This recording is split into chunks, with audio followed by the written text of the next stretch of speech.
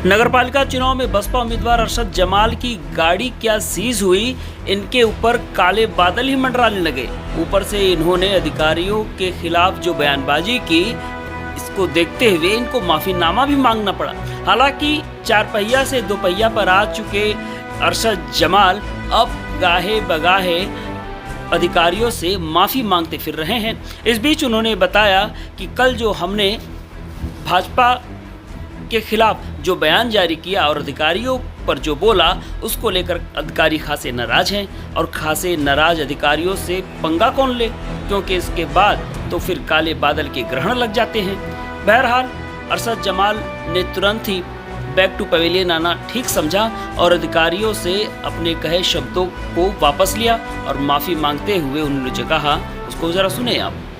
कल अपने बयान में ये कहा था कि अगर ये लोग सरकार के इशारे पे इतना काम करते नहीं रहेंगे और बीजेपी का उम्मीदवार हार जाएगा तो इन लोगों को यहाँ से नौकरी खतरे में पड़ जाएगी। तो इसी बात पर सरकार इन्होंने जिला प्रशासन ने हमको नोटिस दिया और के मुकदमा कायम करने के लिए कहा। तो मैंने कहा कि साहब मैं इस बात को, अगर आपको इतनी बुरी बात लगी तो मैं अपनी ये बात वापस लेता हूँ। देखिए, कल हमने ये बात कही थी, चूँकि हमारे ऑटो को वो सीज़ कर दिया गया जिससे ऐलान होता था। एक गाड़ी सिर्फ परमिशन दिया था, वो गाड़ी भी सीज़ कर दी गई। मेरे ऊपर इधर 10 दिनों के अंदर अंदर 3 मुकदमे कर दिए गए। और अभी परसों की बात है कि मैं बंधे से गुजर रहा था तो समाजवादी पार्टी का जो प्रत्याशी है उनकी गाड़ी मेरे 100 मीटर आगे थी। उनकी गाड़ी चली गई, उनको किसी ने नहीं रोका। उसके पीछे मैं चल रहा था, मुझे रोका गया, पूरी मेरी गाड़ी की तलाशी ली गई। बीजेपी के लोग तमाम झंडा लगा के घूम रहे हैं, कोई उनको पूछने वाला नहीं है। तो आखिर क्या वजह है कि प्रशासन मुझको ही टारगेट किए हुए है? तो इस पर मैंने रेट किया था कि इनकी नौकरी खतरे में है और नौकरी बचाने के लिए ये लोग ऐसा कर रहे हैं, क्योंकि अगर बीजेपी की ज़मानत जब्त हो गई तो इन लोगों के लिए भी ये खतरा होगा। ये बात मैंने कही थी।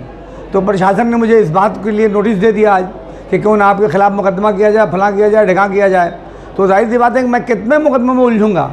तो मैंने उनको लिख के दे दिया कि मैं अपनी बात, अगर इस बात से आपको कष्ट पहुंचा है तो मैं अपनी बात को वापस लेता हूं। लेकिन ये कि मेरा ये आरोप अपनी जगह बरकरार है कि जो ज़िला प्रशासन है वो मुझको टारगेट किए हुए है और कहीं भी मुझे चलने नहीं दे रहा है, ना कहीं निकलने। अब एक गाड़ी थी, एक ही गाड़ी, मैं स्कूटर से भी चारों तरफ घूम के आ रहा हूँ और अभी फिर मुझे जाना है डोमनपुरा। तो मजबूरी है कि फिर मुझे स्कूटी से जाना पड़ेगा। तो नोटिस की कापी यहीं होगी कहीं। अच्छा, मैं नोटिस की कापी भी दे देता हूँ कहिए तो आपको। भाई रोड शो के लिए हमने जिस दिन पर्चा हमारा दाखिल हुआ उसके दूसरे ही दिन हमने आवेदन दे दिया था रोड शो का। और हम चाहते थे कि नोमानी गेट से हम सदर चौक होते हुए खीरीबाग में हमारा जलसा था 4 बजे, तो इस जलसे में आके शामिल हो जाएं। हमने मांगा था कि आप हमको 3 से 5 का आप हमें अनुमति दे दीजिए या 2 से 4 का दे दीजिए। तो उसको हाँ करते रहे। सारी जगहों से पहले कहा कि NOC लेके आइए। सब 2 थाने पड़े थे, दोनों थाने से NOC ली गई। फिर CO के होते हुए वहाँ सब कुछ ओके हो गया।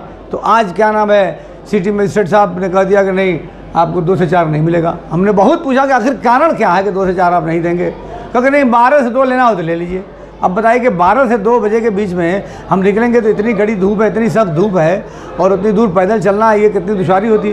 तो मैंने झुंझला के उनको कह दिया कि आप मेरा ये भी कैंसिल कर दीजिए और जो ना हमारा खीरीबाग में जलसा था आप वो भी कैंसिल कर दिया। हमको ना जलसा करना है और ना क्या नाम है कोई रोड शो करना है, क्योंकि पुलिस प्रशासन ना हमको चलने दे रहा है, ना हमें बात करने दे रहा है। ऐसे थोड़ी चुनाव होता है, ये लोकतंत्र की हत्या है। अभी अधिकारियों के खिलाफ कुछ बोलें तो वो फिर एक मुकदमा हो जाएगा। तो भैया हम तो डरे हुए हैं सरकार से भी और प्रशासन से भी। तो हम प्रशासन के खिलाफ कुछ बोलेंगे भी नहीं। प्रशासन चाहे जितना जुल्म करना चाहे वो कर ले। और फिर हमारा अब वो जलसा भी ख़त्म हो गया। वहाँ हमने एक जलसा लिया था, परमिशन लिया था नोमानी गेट से। तो जब ये रैली का हो गया तो हमने उसको भी रद्द कर दिया। अब हमारा सिर्फ एक जलसे की परमिशन बची हुई है और जो कल शाम को 6 बजे से लेकर 10 बजे तक की हमारी परमिशन है। अब देखना यह है कि प्रशासन वो एक आखिरी जलसा भी होने देता है या उसमें भी कोई लफड़ा फैला के उससे भी निरस्त कराता है। हमारा अब एक जलसा आखिरी बचा, एक भी पब्लिक मीटिंग हमारी अब तक नहीं हुई है। आखिर क्या वजह है कि प्रशासन इस